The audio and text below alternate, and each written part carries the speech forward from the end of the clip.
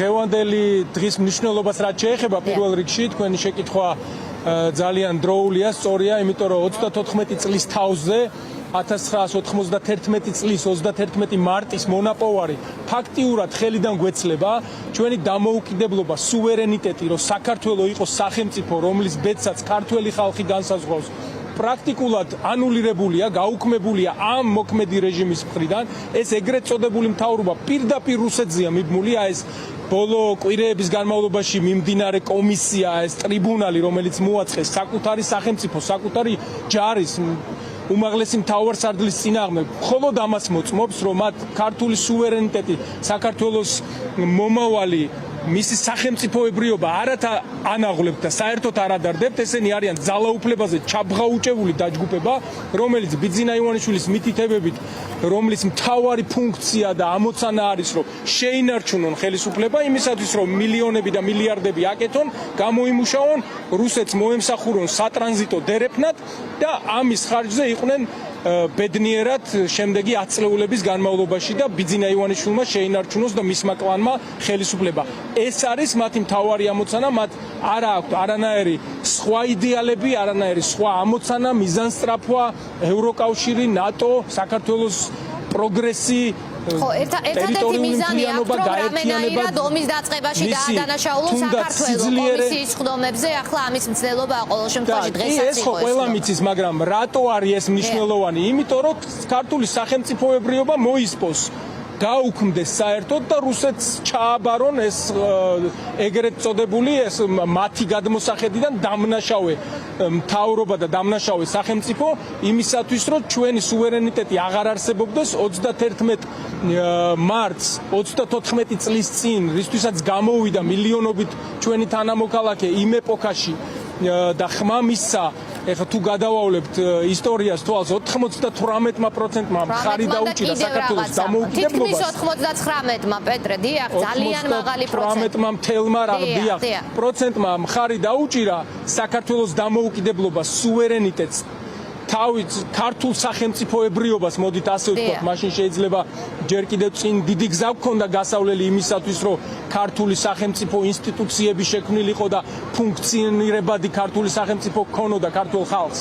მაგრამ მისწრაფება და მიზანი და სურვილი ხო ეს იყო იმ ხალხისა, ვინც 31 მარტს გამოვიდნენ იმ საარჩევნო უბნებზე, ხო? იმ რეფერენდუმის უბნებზე, ასე ვთქვათ, და საარჩევნო ყუთებთან. მაგრამ ამ მთავრობას ეს იდეალები არ აქვს, ეს ფასეულობები საერთოდ გულთან ახლოს არ მიაქვს. მათი მიზანია და ამოცანა ძალაუფლების შენარჩუნება ერთის მხრივ, ნებისმიერ ფასად ლუკაშენკოს ტიპის რეჟიმი იქნება თუ ნებისმიერი სხვა, თუნდაც აღმოსავლეთის შუა აზიის ქვეყნების გადახედავენ და იქიდან აიღებენ მაგალითებს, აგერ ყავთ მთავარი მაგალითის მიმცემი ვლადიმერ პუტინის სახით.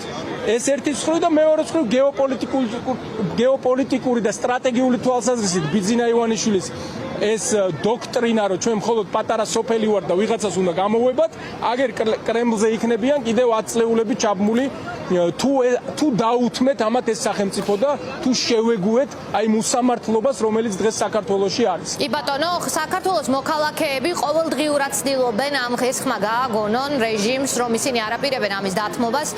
დღევანდელ გეგმებზე მინდა მაინც ვიკითხო, რაც ვკითხეთ დასაწყისში, სალომე ზურაბიშვილი გეგმავს მიმართოს ხალხს, პოლიტიკურ ძალებს ის შეხვდა ლიდერებს წინადღით, თუ შეჯერდა პოზიცია. ანუ დღეს რასაც სალომე ზურაბიშვილი იტყვის, არის თუ არა ეს შეჯერებული პოზიცია, მან თქვენ ხართ ამ შემთხვევაში ჩვენი სტუმარი, თქვენთან ნაციონალური მოძრაობა ეთანხმება თუ არა ამ გეგმას, ხედვა, სტრატეგიას?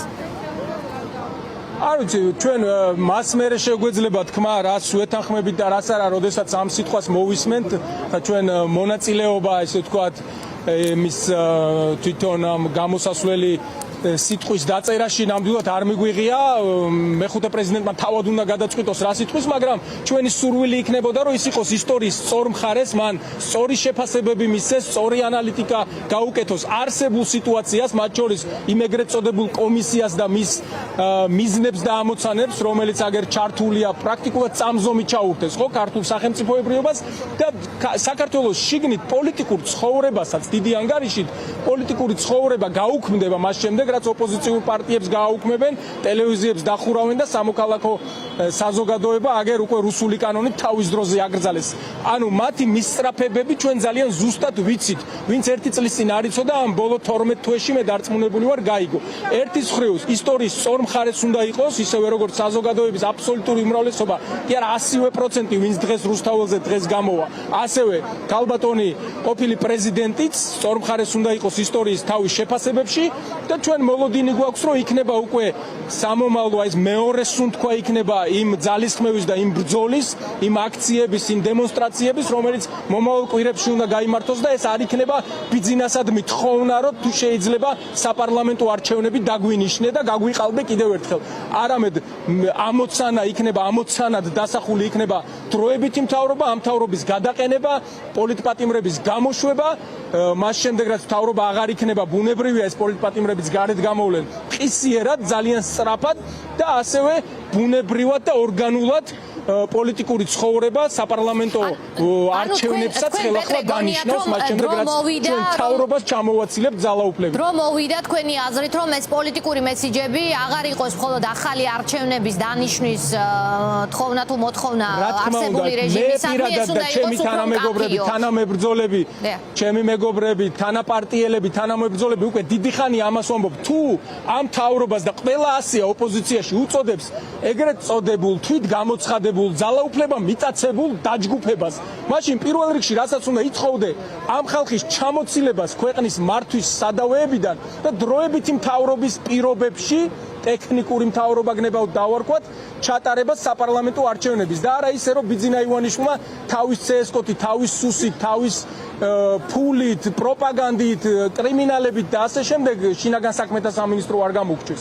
ჩაგიტაროს კიდევ ერთხელ არჩევნები და მეთმაისის რაც მოესურვება იმ ციფრებს დაგიწერს, ხო ხვდებით ეხა ეს უკვე მე-13 წელია გავდივართ ამ გაკვეთილს და ასე რომ აი მეორე სუნთქვა და ძალისხმევა ამ ახალი აქციების, დემონსტრაციების, რაც გაზაფხულზე შემდეგ კვირებში გაიმართება, სწორედ ეს უნდა იყოს მიზანსწრაფვა და მთავარი ამოცანა. პეტრე, რომ დავაზუსტოთ წინასწარი კონსულტაციების შედეგად, ანუ თქვენ მაინც არ იცით საბოლოოს რა სიტყვის დღეს საქართველოს პრეზიდენტი, ანუ ასეთი წინასწარ ჩამოყალიბებული გეგმა, რომელსაც ხელი მოაწერეთ, რაღაცა ქენითში შეთანხმდით არ არსებობს. წინასწარ იცის არა, მე გულისხმობ აი რა მთავარ პოლიტიკურ მესიჯებს ის რა სიტყვის დღეს ამაზე ხომ იყო შეხვედრა წინ კონსულტაცია რაღაცნაირი, ანუ წინასწარ არ შეჯერდით რამეზე, რასაც ის აუცილებლად იყო. მეგეუბნებით რაც უნდა იყოს მთავარი, ჩვენ ძალიან კარგად ვიცით, ჩვენ ეს გზა უკვე დამუშავებული გვაქვს, აზრი ჩამოყალიბებული გვაქვს, ერთის მხრივ უნდა იყოს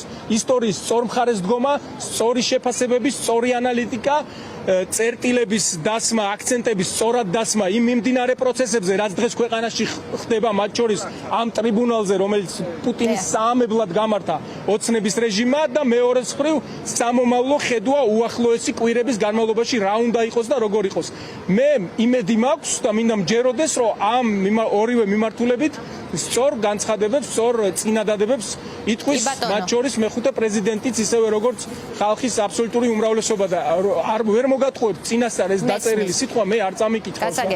თუ მეკითხებით, კიდევ ერთხელ მომკითხოთ, ვერ გეტყვით ამ დეტალებს ნამდვილად. მე მესმის, რომ თქვენ შესაძლოა არ იცით და სალომე ზურაბიშვილი ის ლიდერია, რომელიც წინასწარ სიტყვებს არ შეათანხმებდა პონთლად ციტატების დონეზე, მაგრამ მე გეკითხებოდით მესიჯების დონეზე, იგივე საბრძოლო გეგმის აი სიახლესთან დაკავშირებით. ეს არის ჩვენი პოზიცია. ვინც თulis რომ არასწორია ამაში რამე, აი იმ პოზიციაში, იმ შეფასებებში გნებავთ ანალიზში, რაც მე მოგახსენეთ, ორი ძირითადი საკვანძო მიმართულებით, ორი კალათაა, ხო, ერთი საუბარი იმაზე რა ხდება და ისტორიის სწორ მხარეს სწორი შეფასებების გაკეთება და მეორე რისთვის უნდა ვიბრძოლოთ, რა ამოცანები უნდა დავისახოთ. თუ შემომეკამათებიან ამ პოზიციას და თუ ეკნებათ უკეთესი არგუმენტები, რა თქმა უნდა გავიზიარებთ, მაგრამ ჩვენ ბოლო მთელი ამ 3-4 თვის განმავლობაში ვერავინ ვერ დაგვიპირისპირა უფრო ქმედითი და მუშა არგუმენტი, რა შეიძლება იყოს იმაზე უფრო მეტად მართებული და საქმისთვის გამოსადეგი ამ რეჟიმის ჩამოსაშორებლად, ხო? ყველას ეს გვინდა, ვინც ქუჩაში გამოდის, ვინც გაბრაზებულია, ვინც გულშემატკივრობს საქართველოს სახელმწიფოებრიობას, ევროპულ ინტეგრაციას, მის დემოკრატიულ მომავალს, თუნდაც ყველაფერსო თავი გავანებოთ იმ ბიჭებს, იმ სინდისის პატიმრებს, ვინც გულშემატკივრობს, რომლებიც ციხეში არიან გამოკეტილი აგერ უკვე მე-13 თვეა. დიდი მადლობა. ჩვენ ვერ მოვისმინეთ უკეთესი მიდგომა რა შეიძლება იყოს ამ კონკრეტულ მოცემულობაში. აგერ აპრილი მოდის, გაზაფხული არის, მეორე სუნთქვის გახსნის შესაძლებლობა აქვს საზოგადოებას, ყველა ძალიან გაბრაზებულია, ჩვენ ამას გრძნობთ შეხვედრების დროს ქალაქში, რეგიონებში, სოფლებში, ამომრჩეველთან და აქტივისტებთან და ასევე სხვებთან შეხვედრის დროს, ისევე როგორც სოციალურ ქსელებში და თუნდაც თქვენს ეთერებში ეს ყველგან იგრძნობა, ამიტომ ამ ხალხს უნდა მისცე სწორი მიმართულება, სწორ კალაპოტში უნდა ჩააყენო ეს ბრაზი და ეს ხალხის ასეთი შემართება და მეზურაბიშვილის დღევანდელ განცხადებას